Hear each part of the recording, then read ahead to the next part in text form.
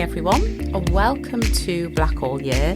I am Steph Edusei. I'm the creator and host of the Black All Year podcast, where we celebrate Black culture, history and excellence every single day of the year.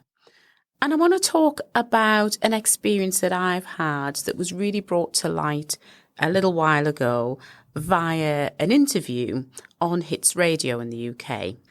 For those of you that don't know Angelica Bell, she has been an absolute trailblazer on British television for years. She first came to light as a presenter on CBBC, which is a children's television programme, for want of a better word, and she has since gone on to present a number of different shows.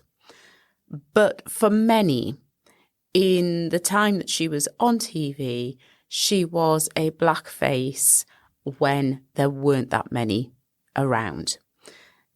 Angelica was interviewed by Fleur East on Hits Radio, and Fleur talked a little bit about just what a role model Angelica was and how seeing her on TV doing what she did had really inspired people like Fleur and had shown them that they too could go into a career in the media as presenters, but actually just to be recognised, and they felt seen when they saw Angelica on the TV.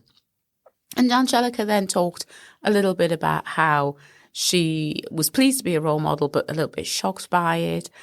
And Fleur really praised her on the stuff that she did, but asked about how Angelica's spoken about not really being able to do something she would have wanted to do, like wearing braided hair and not show up as her true, authentic self as a black woman. And Fleur said, maybe if you had similar role models to the role model that you were to us, you might have been able to do more of that. And that actually reduced Angelica to tears.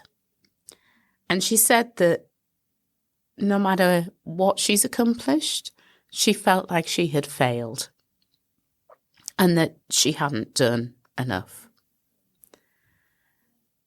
Now, I'm really pleased to say that has had a lovely consequence in that lots of young adults, people in their 20s and early 30s, have reached out to Angelica across lots of social media channels to say just the difference she has made to their lives and just how impactful she has, and to tell her not to worry, she did what she could, and that was enough. It was enough. And for me, that really triggered a lot.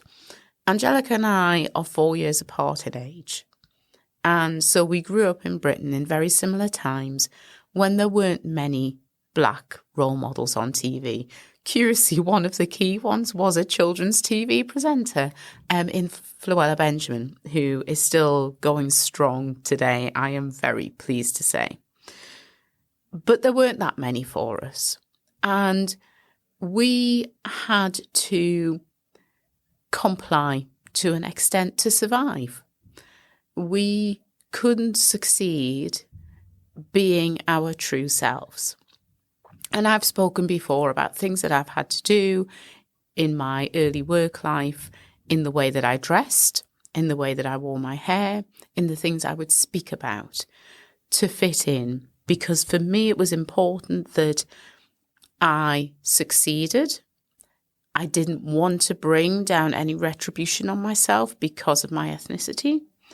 And it was really, really key that I continue to present a good image of what a black person and a black woman was in society. People talk about code switching, and I would do that regularly. So I would be a certain thing in front of my friends, but never again my true authentic self, because most of my friends were white people. And actually at this point, moving into white women, or as a young adult, I was married into a South Asian family. So that the amount of code switching that I had to do there to fit in and to not be seen as the different person that I actually was incredible. I had to do that in work, and then I would go to my home environment where actually most of the time I was just Steph. Was was unbelievable, and that takes its toll on you. But when I look back on that time, and when people refer to me as a role model, which I've got to say is always a surprise, the first, second, 10th time that it happens, because you don't make yourself a role model. That's not a label you can put on yourself. I mean, you can call yourself a role model, but it doesn't mean you are. But you don't choose to be a role model. Other people choose to see you as one. So when you discover that people are choosing to see you as a role model, and then you look at your flaws and your faults and the things that you could do better or could have done better, that can be quite a heavy burden to carry. Now, I'm really pleased to say that I've worked through the stuff about having to be perfect, because you know what? Nobody's perfect, and I'm happy to be wrong. But actually, I do regret that I wasn't more of the authentic me when I was younger. If actually there were younger Black and mixed heritage children who may have looked at me as a role model, that there were more junior managers who may have seen me in a leadership position and gone, I want to be like Steph, because Steph was not her authentic self. So yeah, I really regret that. And that's been quite painful for me over times. There have been times when I could have stood up and confronted racism in the workplace. And I didn't, because I didn't feel it was safe for me to do that. And I will always regret not doing that. But I now understand why. And I think this is one of the key things. And one of the things that I said in my social media response to Angelica's real honesty and vulnerability is that we have to forgive ourselves. We have to forgive ourselves for not being the role model that we wish that we had.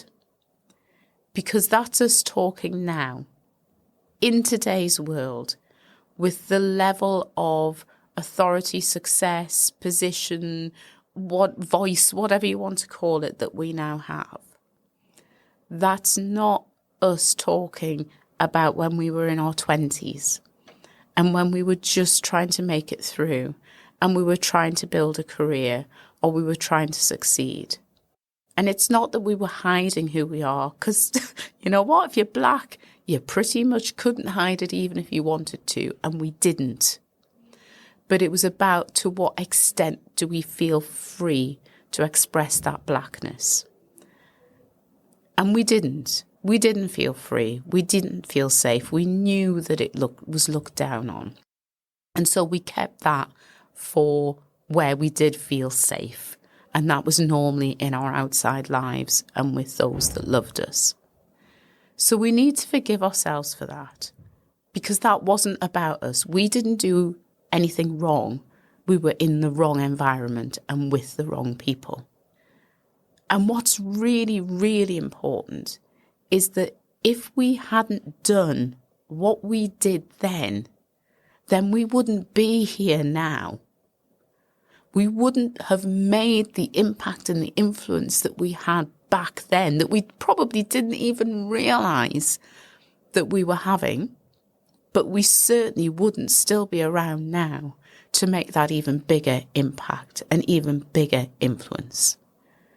And whilst it still hurts, because I won't deny that it does, because I constantly strive to be better. And I do look back at things that I've done and think, what could I have done differently? And how could I have been better there? And also because I carry that weight, as Angelica does, of not having been able to be my full authentic self. And if I'm honest, in a lot of environments in which I operate today, I do have a lot of safety, but there are some where I would never still bring my whole authentic self, because I know that that would be commented and frowned on. So whilst we didn't have that, and whilst we can be sad about that, we shouldn't beat ourselves up about it. We shouldn't feel that we've got something to apologise for. We need to recognize what we did and recognize the impact that we had and forgive ourselves for not being who we are now and recognize that that was what we had to do. I've shared the message and I know Angelica has actually seen my response because she commented on it, and that was a little fangirl moment from me. And I know that she's felt the love that has been pouring out to her since the video was released. And I dearly hope she's taken that to heart and that she has truly forgiven herself for surviving and doing what she did to survive and to be able to be successful and to still be around today. And I hope you do that too if you're in a similar situation. So with that, I just want to thank you for joining me on this short solo episode of Black All Year.